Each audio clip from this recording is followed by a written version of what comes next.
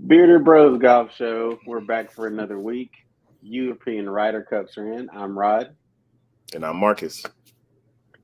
So, you know, I'm a little haggard, as you can see, coming off of Vegas. Got in at almost 12:45 last night, so a little low energy this morning. But we're gonna grind this thing out. There was a surprise in the European Ryder Cup picks, for my eyes at least. One that we kind of missed or just didn't talk about in previous weeks, which is Sepp Straka. So that's one of those picks. We also had Nikolai Hogard, which we talked about that young man. Mm-hmm. Ludwig Aberg, no surprise there. Although I was Mm-hmm. kind of going through his stats, man has not a winner. He's illustrious college career, has been doing pretty decent, but really hasn't challenged at this point. But highly talented, to no doubt. We have Shane Lowry, highly anticipated. Tommy Fleetwood, and the surprise Justin Rose, which that surprise leaves one guy out that we really thought was going to make this team, and that's our guy, blanking all of a sudden again, not sharp, Adrian Morant. He's out, Yeah. and he's a proven winner. I was surprised by that omission. I'm not surprised Yeah. by anybody else on the list outside of Justin Rose. Man, what do you think?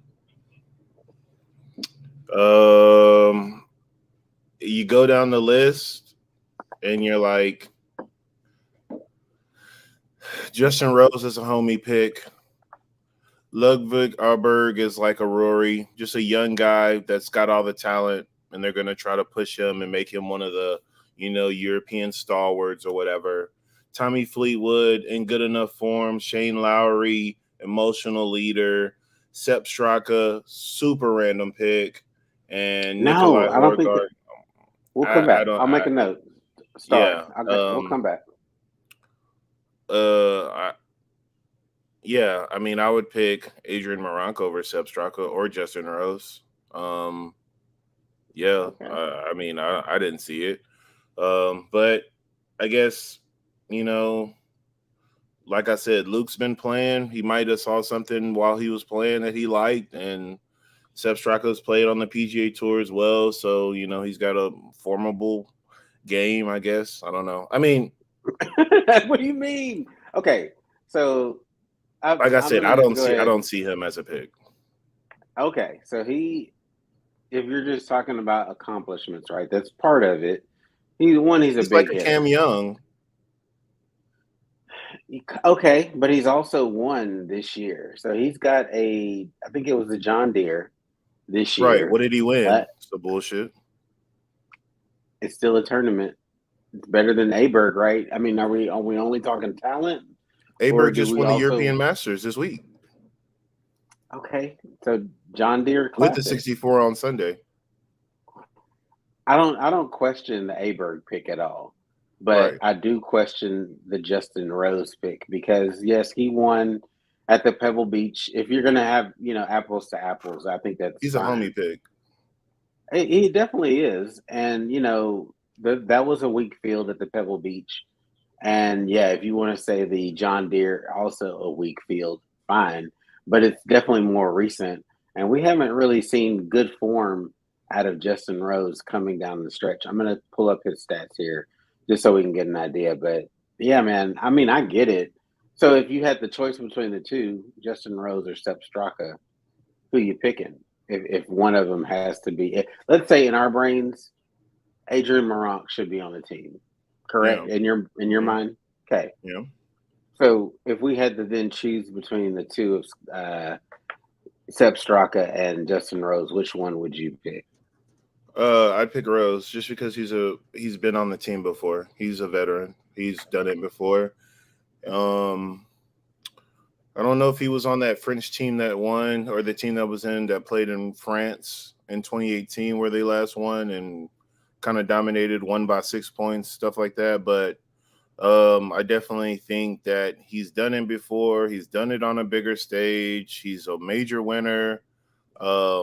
Just based off that alone, and then again, he's the homie. So whether we like him or not, or whether he's performed in the recent months or not, he's still Luke Donald's like number one or number two boy. They're Brit boys. It's him. It's Lee. That type of gang. So, they gonna Yeah. stay together. They gonna lock pinkies and pinky promise and shit. And if I'm in, if I'm in, I got you. If you're in, you got me, right?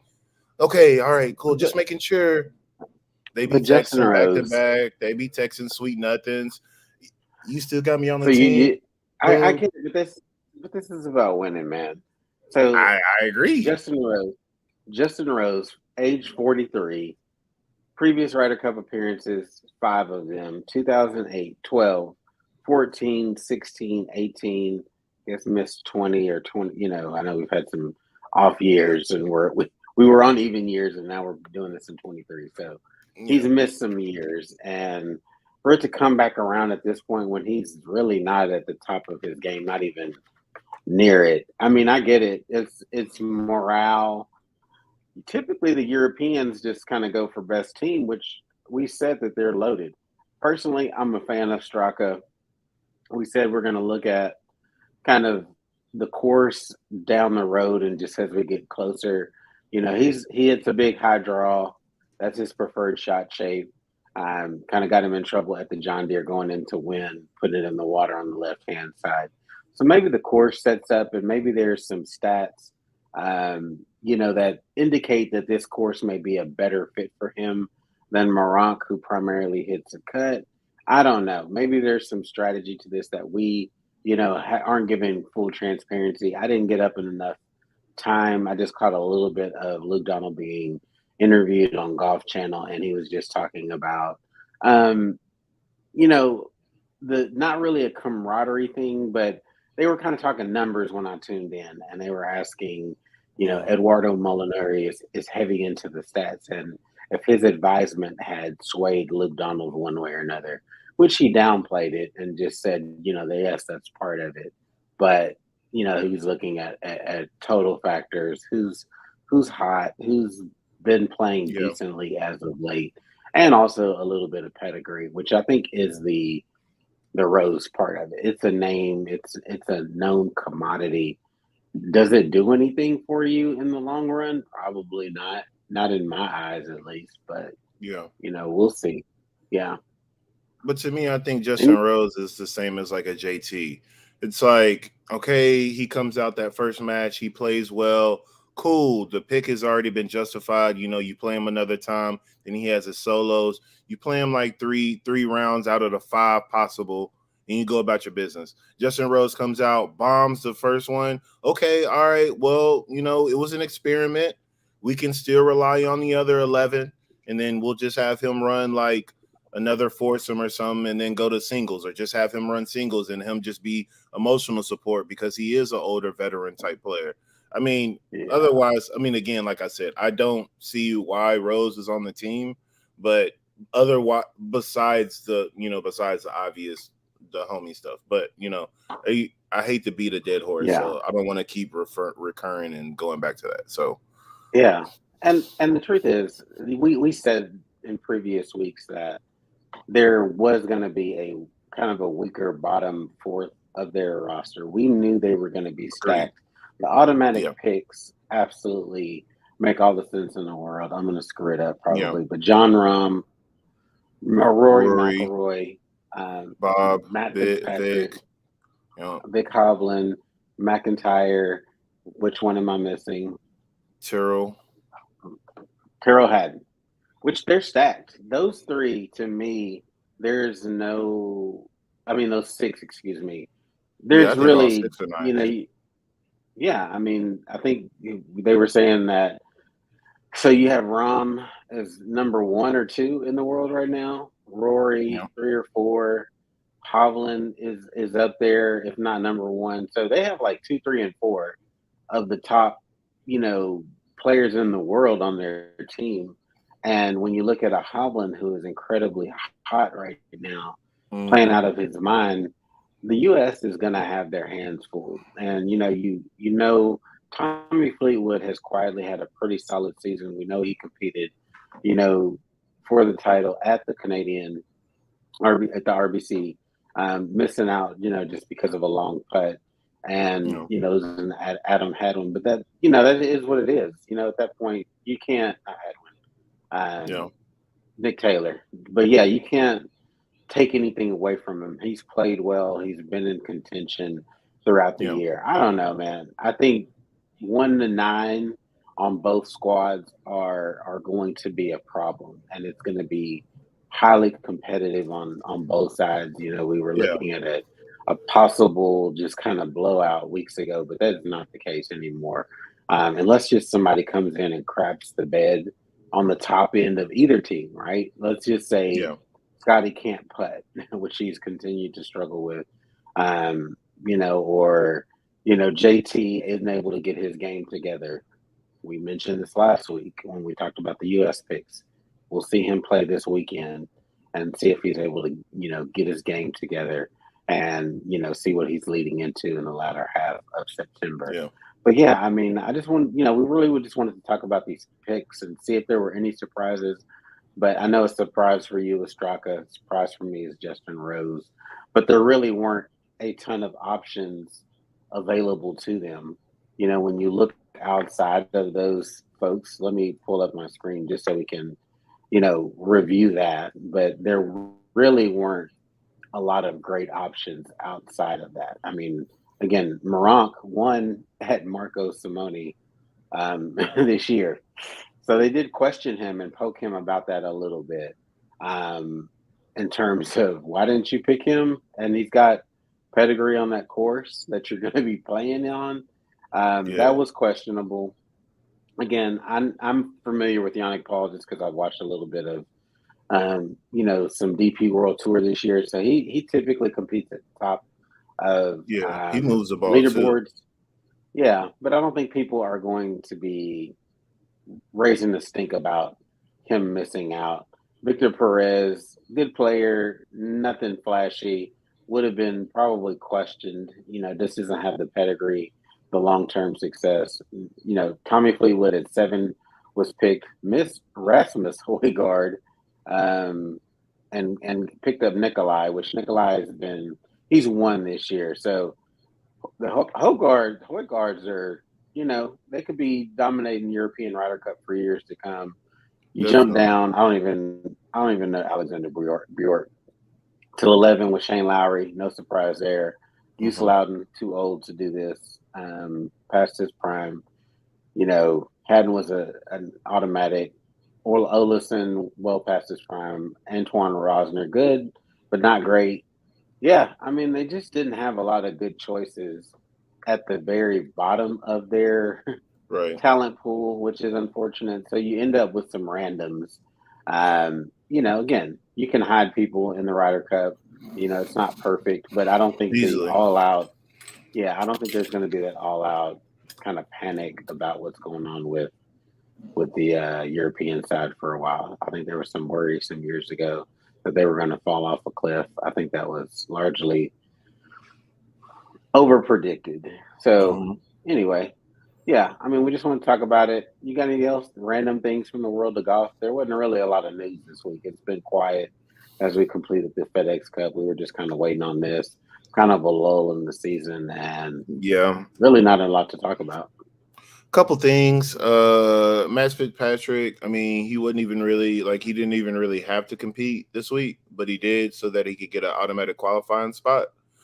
He assured that top 6 so that Luke Donald could go back and pick another guy instead of having to use a pick on Matt Fitzpatrick. So good on him to do that, stay in good Good call out. form and played really well.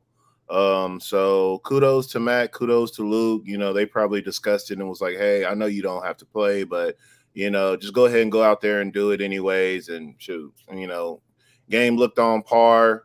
And then I Hmm. mean, yeah, I mean, and then the not to harp on it again, but the Adrian Moronk pick, just kind of crazy to me that it didn't happen because again, he competed again this weekend and was like a top 5 finish or something like that again.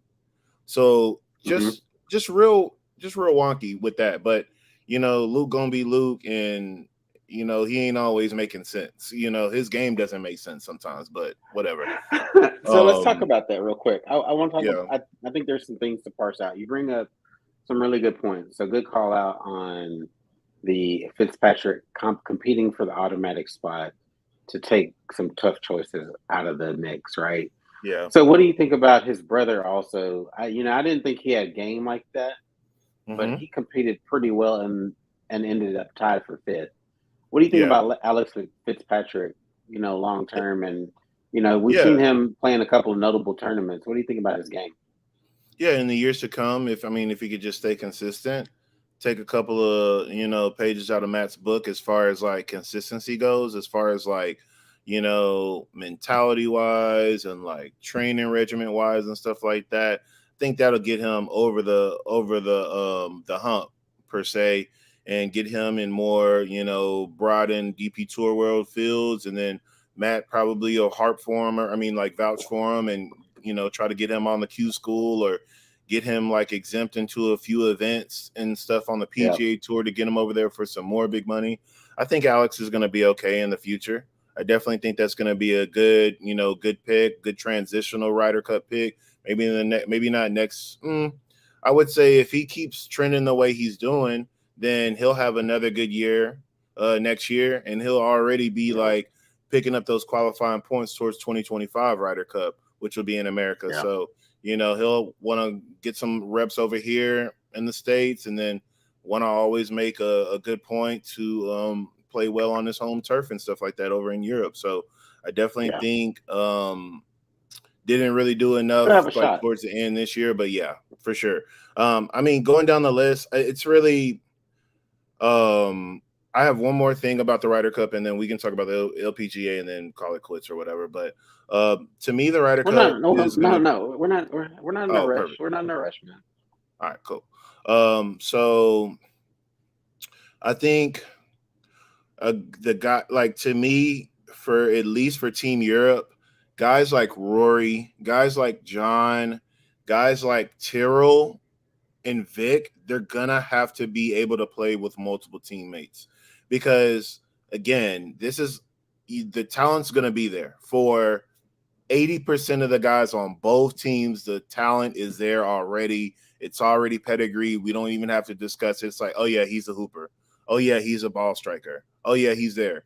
So I think if they can work chemistry like we was talking about last week with pods and homies, whatever it may be, I think that those guys are going to have to be more flexible than others as far as finding teammates. It can't just be Rory and John Rahm all week.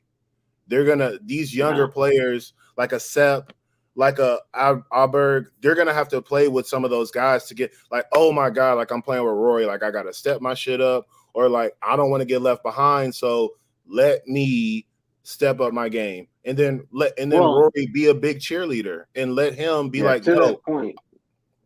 Yeah. To that point, I don't like the U.S. side having folks that are buddy buddy. I like a little bit of not being completely unfamiliar because they're going to get to know each other, yeah, like it or not over the next month. But when you're too deferential to your friend, I just don't think you compete necessarily at the highest level because there is some forgiveness, right? And there's not as much pressure playing with somebody that you may not yeah, know as well, and you hit a bad shot, or there's more, I think, positive pressure to perform better when you don't know somebody as well. I could have that wrong, but that's my view of it versus being buddy no, buddy and your guy coming over. Oh man, it's all right. You're gonna be okay. And there's a certain level to it, but there's also a different tone that comes from your friend versus somebody you're not as familiar with. So I think that's a yeah. good point. I think America only has two of those teams, though. I think, like we said, Scotty and Sam, and then JT and Speed. But everybody else, they can flow through everything. Those guys are just Yeah, friends in general. Ricky's in there. Ricky's in there too. Ricky's a friend to everybody, though. Everybody loves Ricky, right? Everybody wants to Okay. play with Ricky. Everybody wants to play with Brooks because he's a winner, and they know his pedigree. Everybody wants to play with those guys. I don't think that's going to be a problem for America. And like I said, if JT and Spieth don't perform that first match anyways, the motherfuckers is split anyways. Excuse my language, Yeah. apologies. Yep. But anyway, Yeah. sorry, mom. My apologies, mom. And then yeah, and so like I said, I don't think that's going to be a problem on either side. And again, like I said, you got McIntyre. McIntyre is going to be able to flow through it all. Vic is like Ricky. He going to be able to flow through it all. But he's already proven. He's what 3 years into the PJ Tour, and he's already playing like a vet. They're going to use that Yeah. to his advantage. They're going to try. Hey, look, hey, I need you to bring along one of these young guys. I need you to bring along one of these rookies. Come on, like because he played in 2021, played very well. I mean, I definitely think he's going to be. He's going to be a Ryder Cup stalwart. He's going to be there the next 10 years. He's going to be there the next 5 Ryder Cups. He's going to be up. He's either going to be. Thank you, appreciate your mom. I definitely think he's going to be good in the long run for them. And John Rahm still got 3 or 4 left in him. Rory still got 2 or 3 left in him.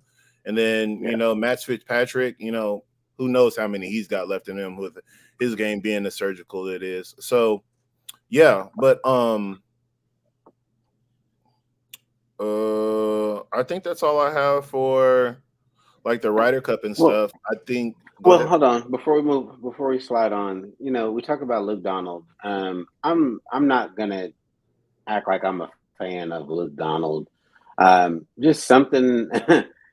It's probably cultural, but kind of the hoity-toity. Almost feels like he drinks tea with his finger up in the air. I don't know, man. Yeah, he went to Highland I Park don't. for sure. Yeah, I just don't like the vibe that he gets off. I don't feel captain, right? I don't feel very if I'm playing under him, I don't know if I feel the vibes coming through him versus, prior to him joining Live, you had, with Henrik Stenson that was in that captain's role and then got subsequently booted because of his move. I feel like he's got a lot more pull in the locker room. So I wonder, if there will be stories, and there's always rumors from a losing Ryder Cup team. So let's just say Europe comes in, gets washed, and there's going to be those comments that come out in the press about the team room or the environment. And I Yeah, don't know. I about his just don't. captaincy. Yeah. Hmm. Yeah, I want to see it. I'm gonna, unfortunately missed it this morning, but try to go back and watch how they did their press conference. Like it or not, Zach Johnson's got the relationships with the people on the Yeah. U.S. team. There's interaction, and you can just tell that there are relationships there. I'm very Hmm. interested to go back and rewatch the Ryder Cup presentation of how the European side did things today to see if there's that same vibe or if there's tenseness. I wish I could speak to that more accurately, but it is what it is. But that's one question that I have because I don't like Yeah. the vibe that Donald gives off.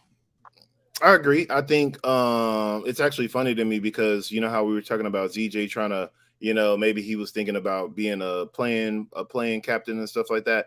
I Hmm. really believe that Luke Donald was trying to, not qualify, but like be able to use He's been himself. playing a lot this year. He's been He's been playing a lot. playing so much, bro. He didn't play all that much last year. He was kind of like not saying he was ready to ride off into the sunset or anything like that, but ready to just take his exemptions, his like little sponsor exemptions, his little okay, we gonna give you like 500K, we gonna give you a meal, just show up. You don't have to make the cut. We already gonna drop you off, so you good. But like just come out, give us some numbers, and I think I will say not caping for Luke, but like, he's been around the UK golf game for a long time. And those guys probably hold him in a higher degree, clearly hold him in a higher degree than we do.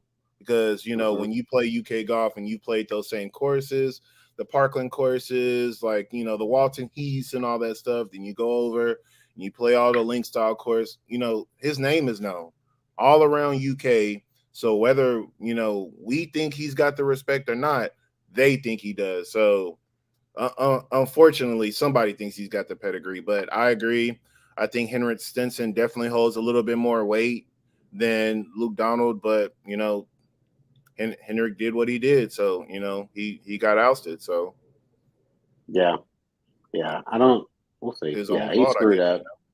Yeah, It is. You have to take responsibility for your choices, um, and then was and butthurt live about with it. it. But yeah, exactly, butthurt about it, about something you did. You, Ain't we nobody knew to it was blame but coming. you, No, right? none of us had any illusions about the consequences, and people said that was going to be the result of it. And f around and find out, as they Exactly, say. 100%. That's what it is. So yeah, I don't know. It'll be interesting to see who plays on the DP World Tour. They still have 10 events left in their season, so it'll be very interesting to see who laces it up in the weeks leading up. They have the BMW PGA Championship, which that usually gets pretty hefty Yeah, a lot of TV time. participation. Yeah, Yeah, even PGA Tour guys come over for that. So you'll see some of these folks getting the reps in. Over on the DP World Tour, they're playing all the way through. To yeah, the Ryder they Cup. all. I mean, Hmm. they're not playing at all. So they go Irish Open this coming week, BMW PGA Open de France, and then Ryder Cup the week after. Yeah, I mean, it's like I said, we thought golf season was winding down. We were Oh yeah, mistaken, DP World Tours no till like doubt. mid-November.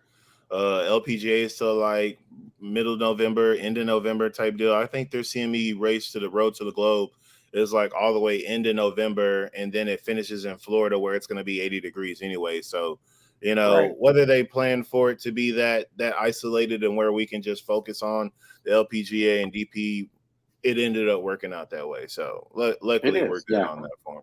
That means more golf for us to enjoy. You were going to say something about LPGA. Yeah. So shoot, they were in Portland, and of course, in the most typical random fashion of the LPGA, a Monday qualifier goes on to win, and she's a tie player. So her name, it's like Especially, I saw a couple of different. Manasine is her Yeah, last I'm looking name. it up. Yeah, and her I want to say her first name is something like, it's not an American spelling, but it's an American like type name. Like, you get what I'm saying? Chanati Yeah, Wanasayan. I heard him saying it. Yeah, and she ended up winning by 4 strokes. right. She cooked. She cooked. Yo, the LPGA is the most random place in golf right now. It really It there is.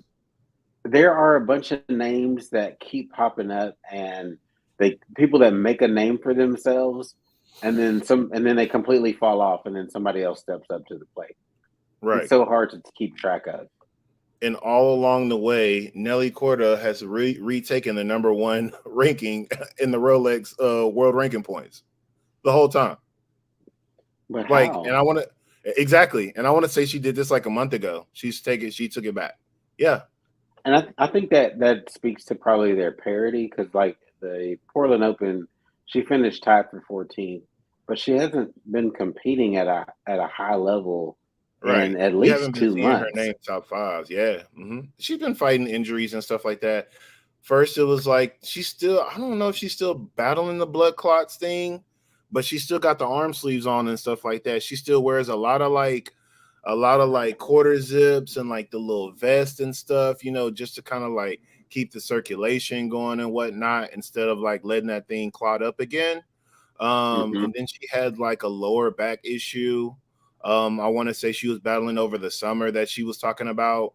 So she was in Florida getting treatment, and then like, because I follow her on IG, so she would be posting just a few snippets. They all real private and personal and stuff like that. Right. But like, she posted a few little snippets over on her story and stuff like that. So I think it was her lower back of recent. But again, like I said, somehow, some way, she's still number one. It just doesn't. That makes no sense. It does Here not I'm gonna go compute. through the. I'm gonna go through 100%. her results. So Portland Classic tied for 14th. CPKC Women's Open in Canada tied for 32nd. AIG Women's Open tied for 11th. That probably got her some points. Evian Championship tied for ninth. So she's somewhat performing in the majors. That's given her some clout. So going back to Yeah. July, U.S. Women's Open tied for 64th. KPMG Women's PGA Championship, she was cut. Cognizant Founders Cup back in May, cut. Yeah. Didn't compete there back in April, tied for sixth. She had a good early part of the season. Chevron Championship, she was third. DO Implant Open, tied for fifth. A 57, T57 in the second. 2-6, fourth. So that early on in the year, she was cooking. And like you said, those injuries apparently bit her and really knocked her game down. But I guess enough to over the course of the season, and no one else consistently Right. No stepping one up to the else. plate. No one's been I able think to that's probably compete. I think that's probably what it is. It's just there's nobody else that is consistent enough to take the number one and keep it away from her. So just kind of like a war of attrition No, type deal, I guess, from the LPGA. I don't know. no, you're right. And Okay, because I'm looking for the young lady Kang that won. Okay, so Megan, she ended up tied for six. So yeah, Megan won last week, and I know she was yeah, tied at some point for first. So she ended up six, solo six. So yeah, solo man. six. But then So how many people? So solo there was six this four week. people that ended up finishing 20 or 21. Our hey, our Three. favorite enemy, Saganda, ended up trying to play well. I, I don't mind Carlotta Segunda's game. Like her game is fine. She just plays slow, and she's a snitch. So, I felt like she um, was trying to do some stuff this Sunday when I was watching coverage too. By the way, bro, like I feel like really, she kept like just stuttering into the shot. Like it was kind of like it was like a mini Keegan Bradley with not as many icks. It was just, yeah, but yeah. like looking down at the club, twirling it a little bit, like a little, and then finally would Everything make it up about to her the. is just kind of annoying. It's kind of standoffish for sure, 100%. But she's got So, the game. man, she's got the game. That's what's disappointing. So let's see if this Wanna San young lady does anything beyond this, and I'm pretty sure this secures her card if it Yeah. works like the PGA Tour, right? I mean, Mhm. pretty damn good for a Monday qualifier to come out with a win and Seriously. $225,000. That's life changing, just immediately. Yeah. And hopefully she goes on to be consistent. But I want somebody to step up as a star on the Please. LPGA. It just it's like it feels like it's community golf. Every week can be somebody else's game. So Yeah. And I think that it's bittersweet because, like, I think it's also annoying, though, because the game, for sure, the LPGA is way more global than the men's game. And you can just mhm. see it in the names and the countries and the flags that you see every different week.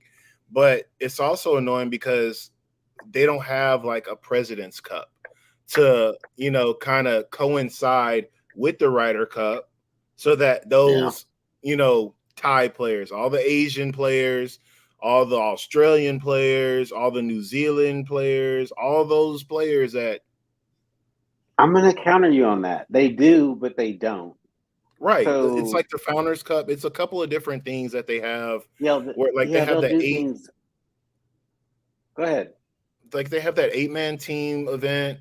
It just started. Hmm. It was like last year was like the maiden year, and it didn't really pop off like they thought it was gonna do. Like it's just I just think once again, like we were saying, I just think in their efforts to make these team events and get these other international countries involved more, I just think it needs to be more organized, a little bit more, Yeah, just a little bit more push, just a little bit more advertised so that we can get these things out here and make it a yearly annual thing to where we can have it competing with I just wanted to compete with something right. comparative than like the President's Cup, because the Solheim is Yeah, definitely the Ryder Cup, but they don't have something that combines to be like the President's Cup. That's all I was saying. right. But No, I I definitely agree. know there's some Yeah, of no, the it's events bad. like It's bad.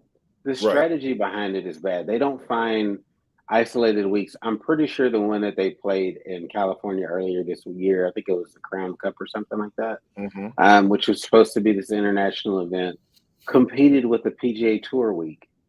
I'm sorry, it's not gonna fly, and especially if you're then going on West Coast time, and yeah, that can help, because you're getting some prime time eyes on you.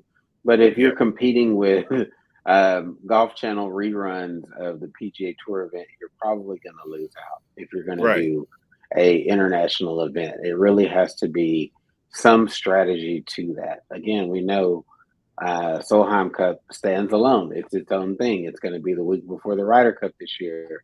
Cool. So you're going to have eyes on it. It's going to be special. We know that. But Yeah. when you're trying, like you said, an auxiliary event has to be just more prominent, and it's tough if it's in the same year as a Solheim Cup Right. year. I mean, No. I get Yeah. it. Run it that opposite year, like President's Cup. Yeah, yeah, Like put it in Malaysia, put it in Thailand, put it in China, put it in these international countries, so people have to travel and go to it. We have to worry about when the TV coverage is, because I bet yeah. you if it's over there on the far East Coast, some of these people in America want to watch LPGA golf and they want to watch Americans play. So I bet you they'll be on Golf Channel at 10 p.m., at 11 Yeah. p.m. to watch this live coverage. You It know can't how always we just be in the West Coast. It can't always just be in yeah. America. I know, we sometimes we're victims of living in our own bubble.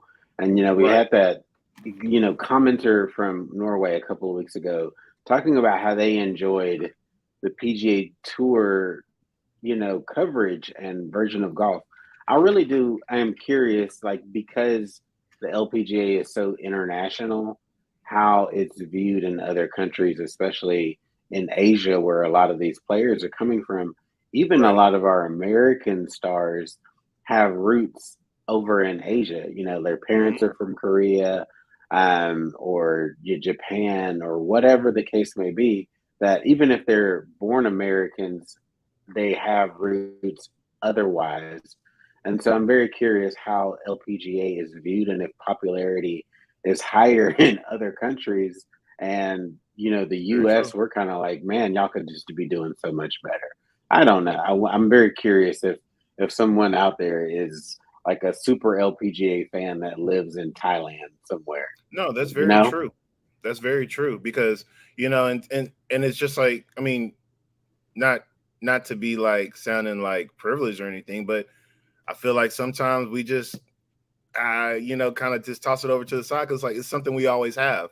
It's something that we always get to see. They don't always get to see it. They don't. That this might be Yeah. their best product of golf that they get to see and get televised and things like that. When we're just sitting here like we got college golf we could watch, we got PGA, we got the Maury reruns we could watch in between the live events and stuff like that. Just things like that that you can always be tuned into. They don't always have that opportunity. So you That's know pretty what? slick throwing that. That was pretty slick with the Maury reference. Good on you for But yeah, that. it's right. So like sometimes I do feel like we get spoiled, but I feel like also like we don't always push out. I think we should get more of their opinion, like you said, so we can feel and see what else we can be doing better. Shout out to Steiner again. Shout out Norway. Appreciate you for all your contributions the other week. Never forget you, boss. For real. Yeah, absolutely. Made an impact. I've been thinking about it. I mean, Real, seriously. I seriously. mean, for real. I mean, for real. I do want to announce some things kind of as we wrap up. I mean, we came on to talk about the European stuff, but just from a channel perspective, if you're watching this, if you're not subscribed, appreciate you clicking the subscribe button. If you're watching this later on, we have hit a landmark in the YouTube world where we're able to now offer a few things, and just got some exciting news overnight that we will be able to offer channel memberships. You will be able to super chat, as we go live, and Nice. we're always going to have a good mix of some kind of video on demand produced type stuff content. We've been leaning heavily on the lives here this year, but this is always going to be a part of the channel because, I mean, the golf world moves so quickly, and being able to talk about current events outside of a video on demand type of format. So just big things happening with the channel.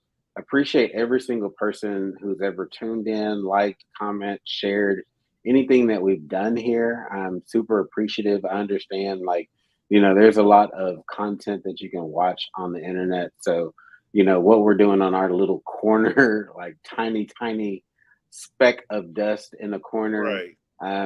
We appreciate any support and love that you have offered us. It's definitely felt, and enabling us to keep pushing things forward, bring better content, increase the production value as we move along. So thank you, salute, and definitely appreciative as we hit a milestone and have many more that we want to get to as well. So Absolutely, absolutely. I mean, same sentiments, man. Like, we came on a whim, just thinking like, we always like to talk golf, so we might as well do it.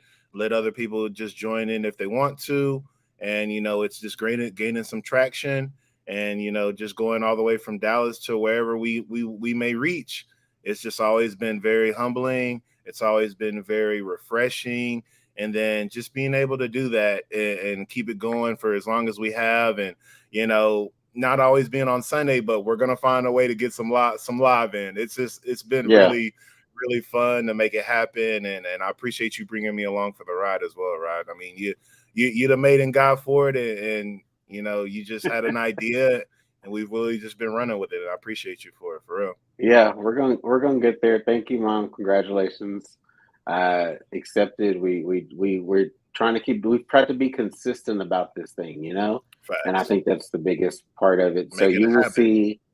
you will see a join button coming soon to the channel, so you can get some elevated perks, get things early, additional access. Kind of going to still work out how that's going to look on the back end of things, but be looking out for some small changes here and there that if you want, you can support the channel. Again, just to help us bring higher level content, whether it's shoe reviews, just better quality cameras, whatever the case may be, and how that works out. We're doing this for the people. We're golfers that want to talk to other golfers. So, again, appreciative. And Bearder Bros Golf Show signing out for another week. We'll see you again back next week. I'm Rod. And our Marcus, peace. Peace.